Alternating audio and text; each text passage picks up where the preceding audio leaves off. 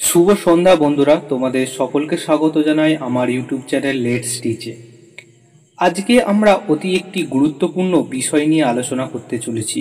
তাই বলবো, যদি তোমাদের এই ভিডিওটি থেকে কিছুমাত্র উপকৃত হয় তাহলে এই চ্যানেলটিকে সাবস্ক্রাইব করো, ভিডিওটিকে লাইক করো, শেয়ার করো এবং কমেন্ট করে জানাও যে পরবর্তীকালে যে এই ভিডিও সংক্রান্ত আরও কিছু তথ্য তোমরা চাইছো, যেটা চাইছো সেটা অবশ্যই কমেন্টে তোমরা জানাও কী কী চাইছো। তো পরবর্তীকালে এই গ্রুপ ডি এবং গ্রুপ ডি সম্পর্কে আমরা অনেক কিছু তথ্য আনতে চলেছি এবং পরবর্তীকালে আমরা কারেন্ট অ্যাফেয়ার্স এবং জিকের বেশ কিছু কোশ্চেন অ্যান্সার নিয়ে ভিডিও বানাবো। তাহলে আজকে শুরু করা যাক আমাদের কাঙ্ক্ষিত বিষয়টি। আজকে আমরা যে বিষয়টি নিয়ে অত্যন্ত গুরুত্বপূর্ণ আলোচনা করতে চলেছি সেটি হলো এসএসসির গ্রুপ সি ও গ্রুপ ডি নিয়োগ 2025। কি বলা হচ্ছে যে নোটিফিকেশন কবে আসতে চলেছে। একটা অতি গুরুত্বপূর্ণ সংবাদ মাধ্যম থেকে আমরা জানতে পেরেছি যে নোটিফিকেশন কবে আসতে চলেছে, সেটি আমরা এই ভিডিও আলোচনা করব। যোগ্যতা কি হবে সেটা আলোচনা করব। বয়স কত হবে, বয়সের সময়সীমাটা কি হবে সেই বিষয়ে আলোচনা করব। আর জানবো যে শূন্যপদ কত দেবে সরকার। ঠিক আছে, অবশ্যই শূন্যপদটা খুবই গুরুত্বপূর্ণ। আর কি হবে, আর সিলেবাস সম্পর্কে আমরা একটি সম্যক ধারণা নেব। আর ফর্ম ফিল আপ ডেট কবে হবে, কীভাবে ফর্ম ফিল আপ হবে সেই বিষয়ে একটা ধারণা নেব। আর অতি গুরুত্বপূর্ণ ব্যাপার যেটা তোমরা বিভিন্ন খবরের চ্যানেলে অলরেডি দেখে নিয়েছো, সেটা হলো ওবিসি মামলা কি তাহলে মিটতে চলেছে, যদি মিটতে চলে তাহলে কবে শেষ হবে, এবং আমাদের যে সুপ্রিম কোর্টে মামলাটি আছে সেটি কবে নিষ্পত্তি লাভ করবে, এবং আমাদের এতদিনের যে অপেক্ষা কবে আমাদের সকল পরীক্ষা স্টার্ট হবে, কবে নিয়োগ প্রক্রিয়াগুলো স্টার্ট হবে, সবই কিন্তু আমরা এই ভিডিওতে আলোচনা করব। তাই বলবো ভিডিওটি অবশ্যই লাস্ট পর্যন্ত দেখতে থাকো। তাহলে এখন আমরা আলোচনা করি যে আমাদের নোটিফিকেশান কবে আসতে চলেছে। খুবই গুরুত্বপূর্ণ ব্যাপার যে নোটিশ বা নোটিফিকেশান গ্রুপ সি গ্রুপ ডির যে পরীক্ষা শুরু হবে তার নোটিশ কবে আসবে। আমার একটা অত্যন্ত গোপনীয় তথ্যসূত্র থেকে জানা যে নোটিফিকেশান কিন্তু খুব শীঘ্রই আসতে চলেছে।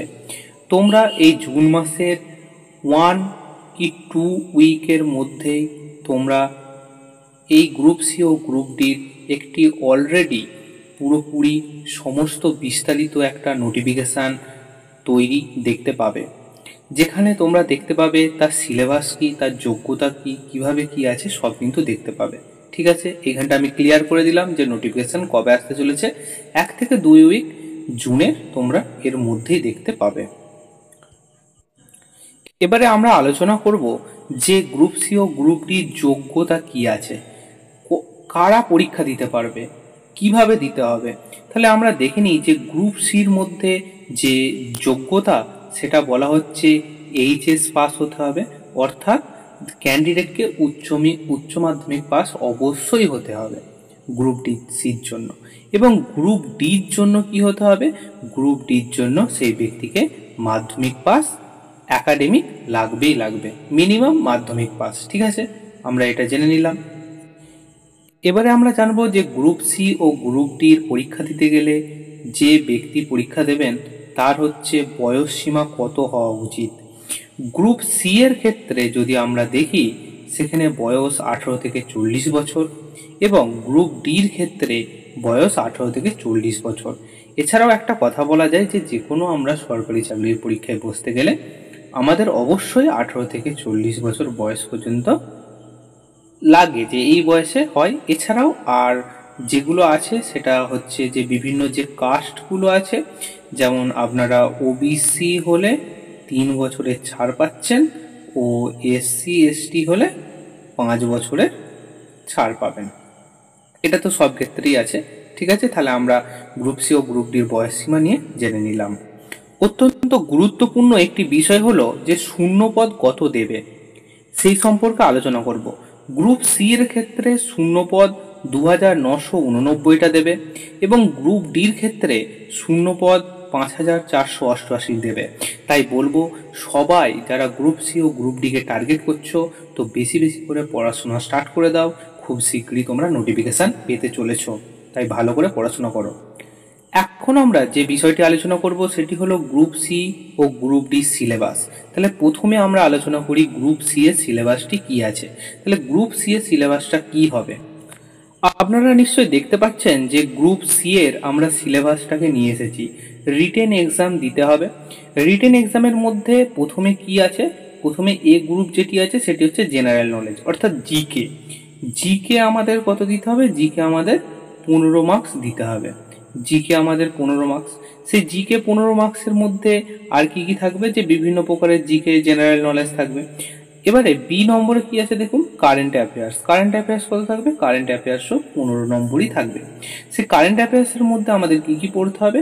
কোশ্চেন ডিজাইন, যেমন রিসেন্ট কিছু হিস্ট্রি জানতে হবে, লিটারেচার জানতে হবে, কালচার জানতে হবে, জিওগ্রাফি জানতে হবে, ইকোনমিক সায়েন্স জানতে হবে, পলিটি সম্পর্কে জানতে হবে এবং Indian constitution and scientific research সম্পর্কে জানতে হবে।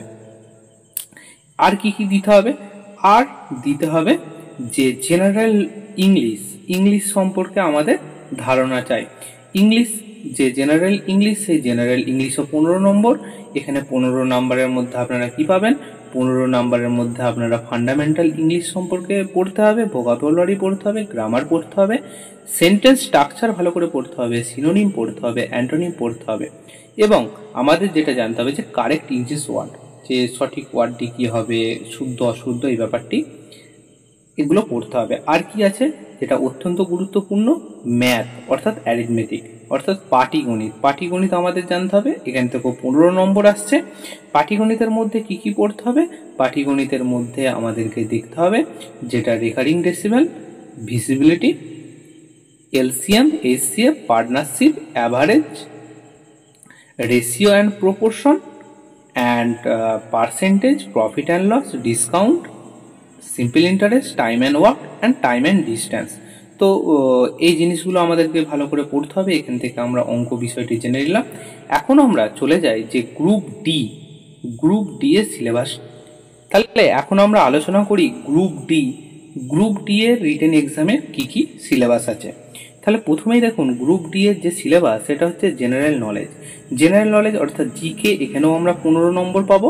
15 নম্বর আপনাকে জেনারেল নলেজ সম্পর্কে একদম সম্যক ধারণা নিতে হবে। আর কি আছে? Current affairs. কারেন্ট অ্যাফেয়ার্স আছে, সেটাও হচ্ছে 15। তাহলে কারেন্ট অ্যাফেয়ার্সের মধ্যে আপনাকে কী কী পড়তে হবে? একই বিষয় গ্রুপ সি এর মতো ওয়েস্ট বেঙ্গল জানতে হবে, ইন্ডিয়া সম্পর্কে জানতে হবে, স্পোর্টস সম্পর্কে জানতে হবে, হিস্ট্রি, কালচার অ্যান্ড জিওগ্রাফি সম্পর্কে জানতে হবে। আর কি আছে? আর আছে অ্যারিথমেটিক। ঠিক আছে, অ্যারিথমেটিক এটাও হচ্ছে 15 নম্বরই আছে। এই অ্যারিথমেটিকের মধ্যে আপনারা কী কী পড়তে হবে? নাম্বার সিস্টেম পড়তে হবে, including simplification, decimal fraction, LCM, HCF, average, ratio and proportion, percentage, profit and loss, discount, simple interest, time work and time and distance. তাহলে আমরা গ্রুপ ডি থেকে যে যে সিলেবাসটা, সেই সিলেবাস সম্পর্কে একটা ধারণা নিলাম। এখন আমরা অতি গুরুত্বপূর্ণ একটা আলোচনা করতে চলেছি যে ওবিসি মামলা তাহলে কি মিটতে চলেছে। দেখুন, এইখানে একটা বিষয় আছে। কালকে আমরা বিভিন্ন নিউজ চ্যানেলে দেখেছি যে ওবিসি মামলা সম্পর্কে বিরাট একটা আপডেট দিয়েছে। সেই আপডেটটা নিয়ে আজকে আমরা আলোচনা করব। তাহলে দেখা যাক যে আপডেটটা কি আছে। গতকালের যে আপডেটটার মধ্যে যেটা বলা হচ্ছে যে ওবিসি সংরক্ষণ রায়, হাইকোর্টের রায়কে মান্যতা দিল রাজ্য সরকার। 7 থেকে বাড়িয়ে 17% করা হলো ওবিসি সংরক্ষণ। সোমবার রাজ্য মন্ত্রিসভার বৈঠকে এই সিদ্ধান্ত নেওয়া হয়। বিধানসভার অধিবেশনে ওবিসি সংরক্ষণ নীতি পেশ করবে রাজ্য। মোট 140টি জাতিকে ওবিসি তালিকায় অন্তর্ভুক্ত করা হলো। এর মধ্যে 74টি জাতিকে সমীক্ষার ভিত্তিতে নতুন করে অন্তর্ভুক্ত করার আগে থাকা 66টির মধ্যে 64টি জাতিকে রাখা হয়েছে। বাকি 2টি জাতিকে নিয়ে এখনও কিন্তু পুনরায় সমীক্ষা চলছে। সমীক্ষার ভিত্তিতে এই তালিকায় অন্তর্ভুক্ত করা হবে। এখন ওবিসি এ আর ওবিসি বি বলে কোনো ভাগ থাকছে না, খুবই গুরুত্বপূর্ণ একটি জানার বিষয়। তাহলে ওবিসি এ আর ওবিসি বি বলে কোনো ভাগ থাকবে না। যারা ওবিসির মধ্যে অন্তর্ভুক্ত হবেন তারা কিন্তু সবাই ওবিসি। ঠিক আছে, তাহলে আমরা ওবিসি সংক্রান্ত বিষয়টি জানতে পারলাম যে ওবিসি মামলা কিন্তু খুব শীঘ্রই মিটতে চলেছে। কারণ ওবিসি মামলা না মিটলে আপনারা জানেন বর্তমান দিনে যে যাদবপুর এবং রবীন্দ্রভারতী ছাড়াও যত কলেজ আছে সেই কলেজ কিন্তু সঠিকভাবে স্টুডেন্ট ভর্তি করতে পারছে না। এছাড়াও নতুন এসএসসির যে রিক্রুটমেন্ট প্রসেস আছে সেই প্রসেসেও ওবিসি প্রার্থীরা কিন্তু অংশগ্রহণ করতে একটু অসুবিধা হবে। তো এই বিষয়গুলিকে মাথায় রেখে সরকার খুব তাড়াতাড়ি ওবিসি মামলাটিকে কিন্তু নিষ্পত্তি করতে চাইছে। তাহলে আজকে আমরা পুরো বিষয়টাকে নিয়ে আলোচনা করলাম। তো তোমাদের অনেক এই বিষয়ে কোয়ারি ছিল, আরও যদি কিছু জানার থাকে অবশ্যই জানাও। আর কি কি বিষয়ে তোমরা ভিডিও পেতে চাইছো অবশ্যই জানিও, তো আমি অবশ্যই ভিডিও বানিয়ে দেব। তাহলে দেখা হচ্ছে অন্য কোনো ভিডিওতে অন্য কোনো দিন। জয় হিন্দ, ভারত মাতা কি জয়।